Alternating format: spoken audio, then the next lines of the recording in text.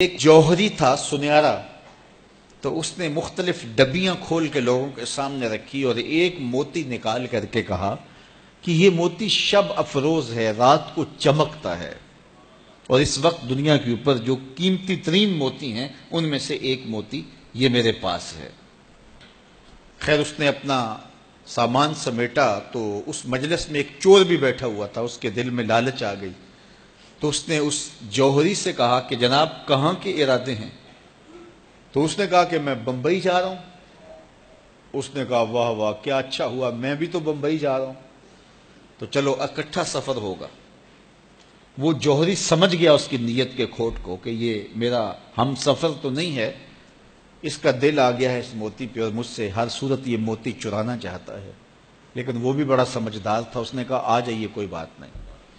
سفر چلتا رہا، رات ہوئی، جب سامان اتارا اور سونے کی تیاری کی تو وہ جو اس نیت سے ساتھ ہم سفر بنا تھا اس نے بھی اپنی قمیض اتار کے لٹکا دی، اور اس جوہری نے بھی۔ اس جوہری نے یوں کیا کہ نظر بچا کے وہ ڈبیا قیمتی موتی والی نکال کر کے اس کی جیب میں ڈال دی اور خود بے فکر ہو کے سو گیا۔ جب یہ خراٹے لینے لگا تو چور اٹھا، اس کا سامان ٹٹولا، اس کی جیبیں دیکھیں، سارا دیکھتا رہا۔ خیر دن چڑھ گیا، جوہری اٹھا، اس نے نظر بچا کر کے اس کی جیب میں ہاتھ ڈال کر کے وہ موتی اپنی جیب میں ڈال لیا۔ صبح جب ناشتے پہ بیٹھے تو اس چور نے باتوں ہی باتوں میں بات کی، وہ آپ کے موتی کی چمک شمک نظر نہیں آئی رات کو؟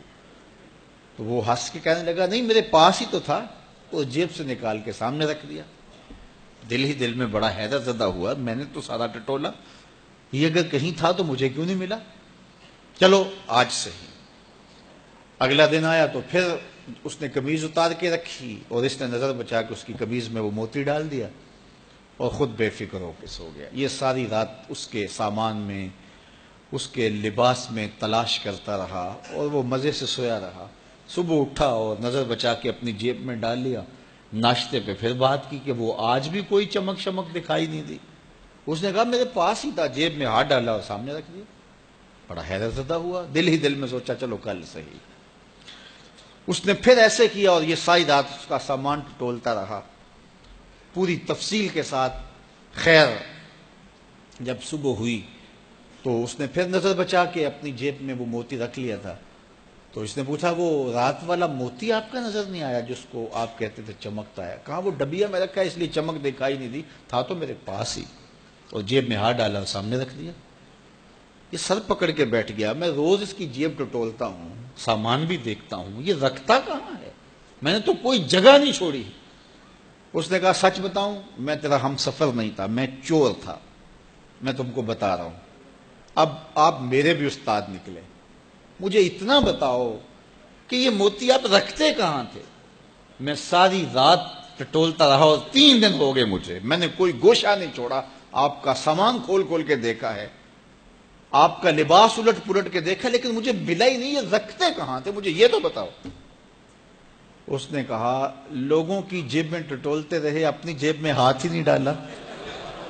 بلے شاہ اڈ دیاں پھڑنے، جڑا گھر بیٹھا ہے انہوں پڑھیا ہی نہیں۔